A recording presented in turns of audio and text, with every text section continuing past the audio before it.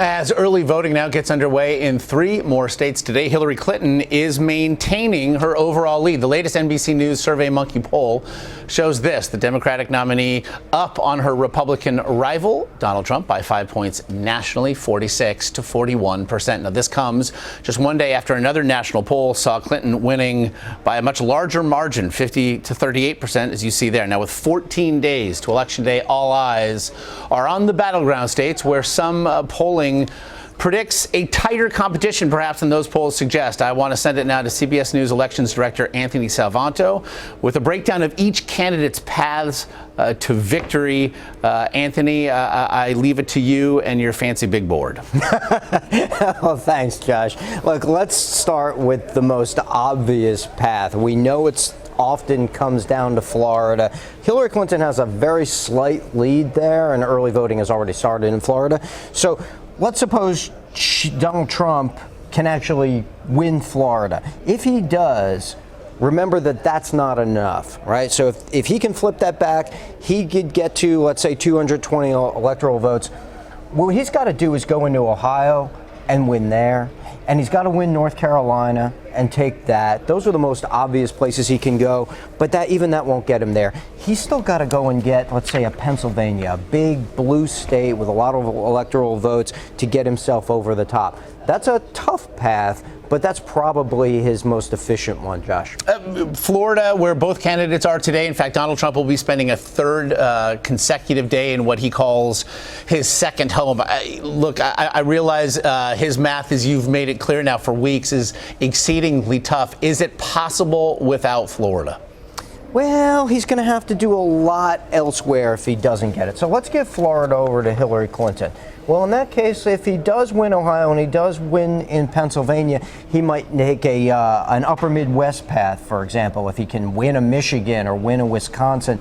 That seems unlikely given the polling there, but that's one possibility. The other thing you could see is if he can win a Wisconsin and then win, let's say, Iowa with its 6 electoral votes and then win Colorado, he gets into a tie, in which case maybe Nevada would come down and swing it if he pulls off Nevada too. So what you see is if he does not win Florida and he does okay elsewhere, he's still got to get a bigger combination of states to do that. And, you know, the way these states profile, where he's underperforming with a lot of Republicans, a lot of white college-educated Republicans, you might expect them to move more in tandem than for him to be able to go through and cherry-pick just a couple. Meanwhile, Anthony, we have seen Hillary Clinton overperform in states that Democrats in election cycles past had no reason to believe they would ever get. States like Arizona, states like Georgia.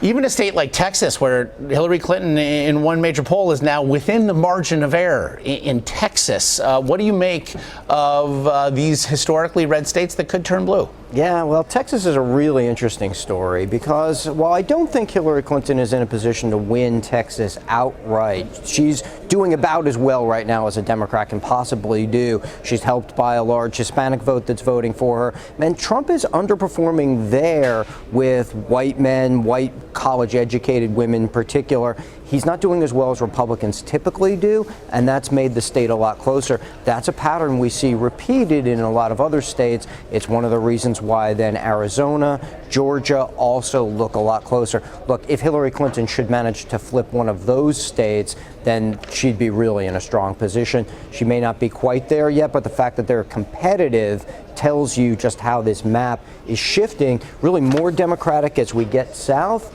and still possibly Republican up in the north in the upper Midwest, Josh. Well, and while Hillary Clinton herself might not admit it, it would certainly seem to a degree that the campaign is treating Donald Trump as something of a defeated opponent right now, as it looks to perhaps pour more money and focus onto down-ballot races, specifically in Pennsylvania, where she has taken aim at a vulnerable senator in Pat Toomey, in New Hampshire, where Senator Kelly Ayotte is in a race for her political life right now. Which races are being impacted the most then by this electoral map?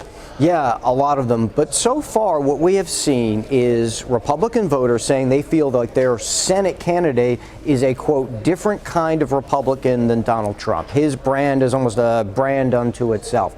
So what Republicans are worried about is that if turnout goes down among Republicans, then that shaves off some of the vote that would typically go to a Republican Senate candidate. So while in the polls, most of those Republican Senate candidates are running even or ahead of their Democratic opponents, if people don't show up because they're not showing up for the presidential ticket, then that's going to come off their margins as well. That's what they're worried about. So you look at a place like Pennsylvania, you mentioned a good one, that is a neck and neck race. You know, in Florida, Marco Rubio running for his Senate seat, he's been up. He's up 2 points in our latest poll, but that's tight. That's tighter than he had been a couple of weeks ago. And New Hampshire is another good one. That one I expect to be pretty tight. Kelly trying to hang on there. The other one to mention, too, is Nevada, where you've got Joe Heck, the Republican, has been running about even. He's trying to take that seat back from the Democrats, Josh.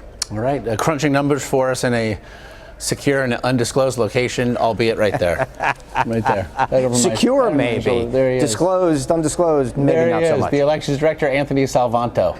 That's some fanciness back there. The construction crews have been working day and night on that, as always. We'll be checking in with Anthony each and every day between now and November 8th.